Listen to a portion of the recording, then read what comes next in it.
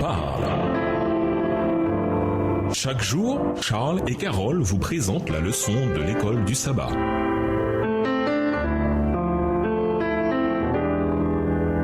Bienvenue dans votre émission Dieu nous parle. Nous voilà à la leçon de vendredi. Pour aller plus loin, nous vous invitons à lire le chapitre Dernières années de David aux pages 723 à 732 dans le livre Patriarches et prophètes écrit par Ellen G. White. Les sommes du roi d'Israël, en effet, nous font passer à travers toutes les phases de l'expérience religieuse, des profondeurs de la culpabilité consciente et du remords, et nous transportent jusque sur les hauteurs séraphiques de la foi la plus sereine et de la communion avec Dieu. La vie du roi David nous enseigne que si le péché n'apporte que le malheur et la honte, l'amour et la miséricorde de Dieu descendent jusque dans les plus noirs abîmes du mal pour en ramener l'âme repentante et la transporter sur les sommets sublimes réservés aux fidèles. La carrière du roi berger est l'un des plus puissants témoignages qui soit de la fidélité, de la justice et de la miséricorde de Dieu. Extrait du livre Patriarches et prophètes, chapitre 73, page 731, livre écrit par Ellen G. White. En référence à la sagesse dans le livre des Proverbes, du respect de ces principes dépend le bien-être de la société et des communautés, tant profanes que religieuses. Ce sont ces principes qui garantissent la sécurité de la propriété et de la vie. Pour tout ce qui rend possible la confiance et la collaboration, le monde est redevable à la loi divine telle que nous la donne la parole et dont il subsiste encore des traces souvent bien légères et presque effacées dans le cœur de l'homme. Texte tiré du livre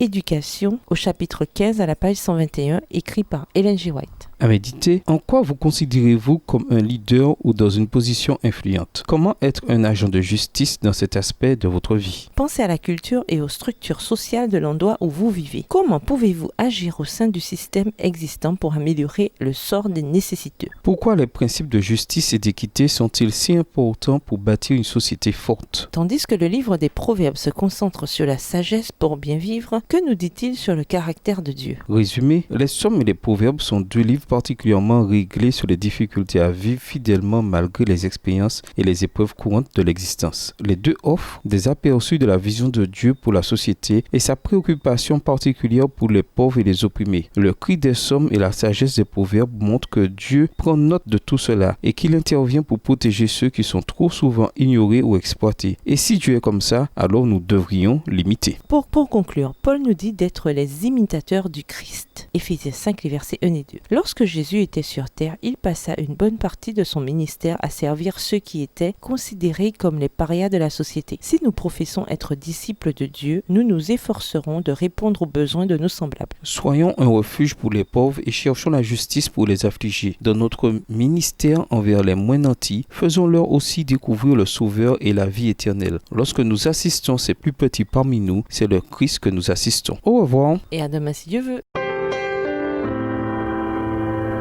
Dieu nous parle.